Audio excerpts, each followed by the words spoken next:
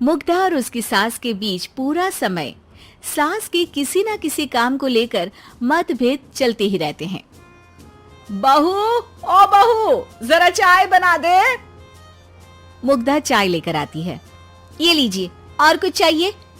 अरे नहीं, बस चाय पीने का मन था। जाओ, तुम दूसरा काम करो। चाय पीने के थोड़ी देर बाद सास दोबारा मुग्धा को आवाज लगाती है। अरे बहू रे, आओ बहू, जरा हलवा तो बना दे, मीठा खाने को मन हो रहा है। इसी तरह मुग्धा की सास पूरा समय कोई ना कोई काम बताकर उसे रसोई से बाहर तक निकलने नहीं देती। कभी चाय, कभी हलवा, कभी पानी तो कभी दूध, हर समय खाने को चाहिए और उसके लिए अपने हाथ पैर बिल्कुल नहीं हिलाने। परेशान किया हुआ है इन्होंने। सास की जबरदस्ती परेशान करने की आदतों से दुखी मुग्धा एक शाम सचिन के साथ अपने कमरे में बैठी हुई बात कर रही होती है। सुनो जी, मम्मी जी की ये जानबूझकर मुझे परेशान करने की फरमाइशों से मैं बहुत फ्रस्ट्रेट हो चुकी हूँ। पूरे दिन में 1 सेकंड का आराम नहीं मिलता। रसोई से बाहर कदम रखती नहीं कि बहू ये बना दे, बहू रे वो बना दे। अरे इनकी फरमाइशें चलती ही रहती है। अरे मुग्धा, माँ खाने की शौकीन है, पर उम्र हो चली है, खुद खाना नहीं बना सकती, इसलिए तुमसे बोलती है। अरे तो शौक भी उम्र देख कर रखने चाहिए ना। समझ में नहीं आता, हर समय फेविकॉल का जोड़ लगाए सोफे से चिपकी बैठी रहती है। इतना सब डाइजेस्ट कैसे हो जाता है उन्हें? अरे तुम मेरी माँ से इतनी नफरत कैसे कर सकती हो? मैं उनसे नफरत नहीं करती जी, बस परेशान हूँ।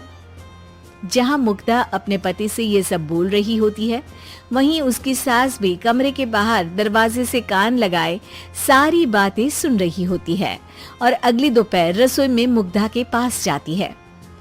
बहू, आज ना मेरा कुछ मसालेदार खाने का मन है। तो चाय बना दूं? मुझे बहुत पसंद है। अरे ना, ऐसा कर लिट्टी चोखा बना ले। और हाँ, जितना मसाला बातों में मिलाकर पति को सुनाती हो ना, सब्जी में भी वैसे ही डाला करो, खाना स्वादिष्ट बनेगा। सास की बात सुनकर मुग्धा हैरान रह जाती है। मतलब अब पूरा समय मुझ पर हुक्म चलाने के साथ बंद कमरे में हुई पति पत्नी की बीच की बातें भी सुनती है? अरे बात जब मेरी थी तो सुनने में क्या दिक्कत है? ये कहकर सास वहां से चली जाती है। अरे अब तो हद पार हो गई, इस तरह से तो ये मेरा जीना मुश्किल कर देंगी।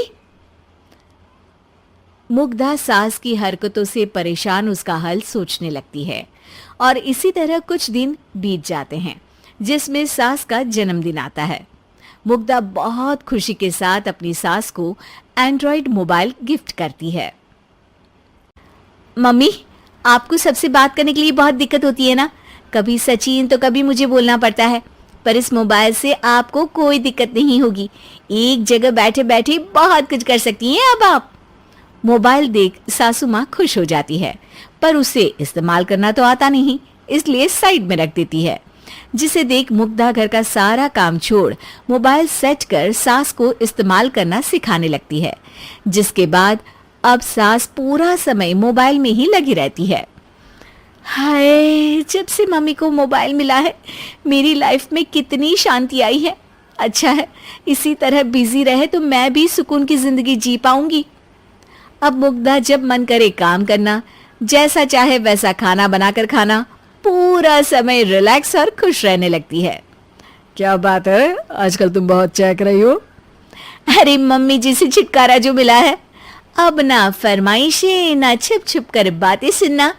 अच्छा, तो मोबाइल गिफ्ट करने की ये स्कीम थी। इसी तरह दिन बीतते हैं और अब मोबाइल पर लगी सास फरमाइशों की जगह सवालों के लिए बहू को आवाजें लगाना शुरू कर देती है। अरे बहू सुन तो, देख जरा किसी का फोन क्यों नहीं मिल रहा? रिचार्ज खत्म हो गया है, पर अभी 4 दिन पहले ही तो मैंने किया था, इतनी जल्दी कैसे खत्म हो गया? अरे मैंने कल तेरी कनाडा वाली मौसी सास से 3 घंटे बात की थी ना। क्या? इतना महंगा तो मोबाइल भी नहीं आया जितना महंगा इसका रिचार्ज पड़ रहा है। इसके बाद तो जैसे मुग्धा के दिन के 24 घंटे में से 20 घंटे सास के पास उनके मोबाइल रिलेटेड प्रॉब्लम सॉल्व करने की ड्यूटी ही बन जाती है। अरे मुग्धा, ये मोबाइल में अचानक तेरी मौसी सास की शक्ल क्यों दिखने लगी, और ये तो हिल भी रही है। मम्मी, ये गूगल डुओ का वीडियो कॉल है। इसमें आप बात करने के साथ एक दूसरे की शक्ल भी देख सकती हो। अच्छा, ये तूने मुझे पहले क्यों नहीं बताया? अब बताने के लिए पहले नहीं बताया।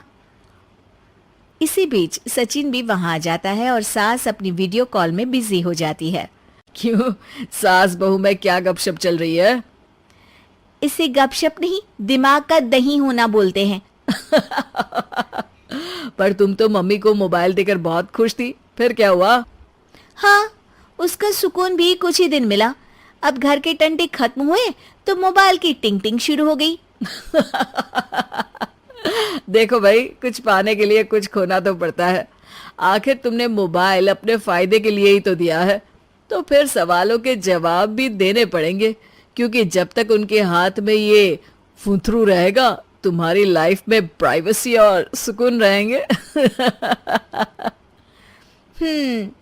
कहने का मतलब है अगर इससे प्यार बढ़े तो दाग अच्छे हैं।